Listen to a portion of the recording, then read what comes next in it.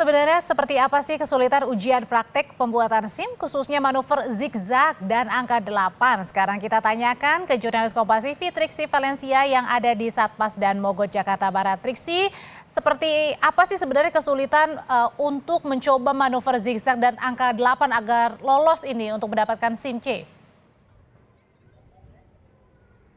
Ya, Audrey dan juga saudara, ini akan kami tunjukkan ya melalui juru kamera Kompas TV Yohan Bagja, juga akan dibantu ditunjukkan di layar kaca Anda.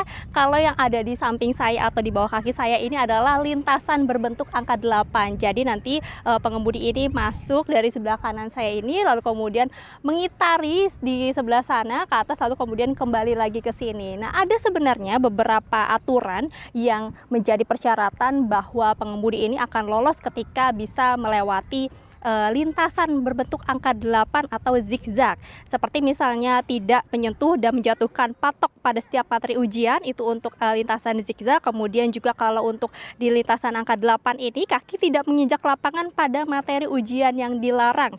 Kemudian juga tidak melakukan pengereman pada materi ujian yang dilarang, dan peserta tidak menaati ketentuan uji praktik sesuai dengan petunjuk penguji. Nah, jadi ini menjadi salah satu keluhan dari masyarakat juga yang kemarin sempat disinggung oleh Kapolri Jenderal Listio Sigit dalam pidatonya pada hari Rabu, bahwa apakah ini masih relevan sebenarnya lintasannya. Nah, kalau kita melihat ya Audrey dan juga saudara, ini sebenarnya untuk lintasannya sendiri yang berbentuk angka 8 dikatakan sudah sesuai dengan aturan. Jadi lebarnya ini memang sudah mengikuti dimensi atau lebar dari kendaraan roda 2 atau bermotor. Jadi sebenarnya sudah disesuaikan. Akan tetapi ketika memang diuji coba langsung oleh calon pengemudi, memang nampaknya tidak semudah itu, apalagi ketika tidak memperbolehkan pengemudi ini menjatuhkan kakinya atau menginjakkan kakinya ke aspal ketika melewati lintasan berbentuk angka 8. Jadi ini yang diminta oleh Kapolri Jenderal Listio Sigit untuk dievaluasi kembali apakah ini sebenarnya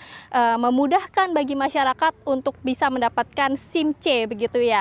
Nah, tapi kalau misalnya melihat kembali bagaimana aturan ataupun juga lintasan ujian praktik SIM C ini diterapkan begitu, itu sebenarnya sudah mengikuti dengan aturan Kapolri nomor 9 tahun 2012. Jadi ada 4 ujian praktek sebenarnya, yakni uji pengereman atau keseimbangan, uji slalom atau zigzag, uji membentuk angka 8, dan uji berbalik arah membentuk huruf U. Nah, untuk lebih jelas Audrey dan juga saudara terkait dengan tanggapan bagaimana dengan apa yang sudah dikatakan oleh Kapolri untuk dievaluasi terkait lintasan yang sulit ini, kita dengarkan kutipan atau pernyataan dari Brigjen Yusri Yunus selaku Dirgiden Korlantas Polri berikut ini. Betul, nanti akan kami kaji apa yang disampaikan oleh Pak Kapolri akan kita laksanakan. Ya, kita akan mengkaji, mengevaluasi bentuk ujian praktek lagi, khususnya di angka 8 sama zigzag itu. Apakah masih relevan digunakan? Karena memang pada saat itu adalah sudah berdasarkan kajian. Tapi kami akan mengkaji lagi dengan situasi sekarang ini. Untuk bagaimana, karena saya tahu beliau sampaikan adalah tujuannya untuk bagaimana memudahkan masyarakat. Tetapi tidak lari daripada aspek keselamatan. Ya, yang menjadi fokusnya adalah menghargai keselamatan pengguna jalan dan juga keterampilan mengendarai kendaraannya.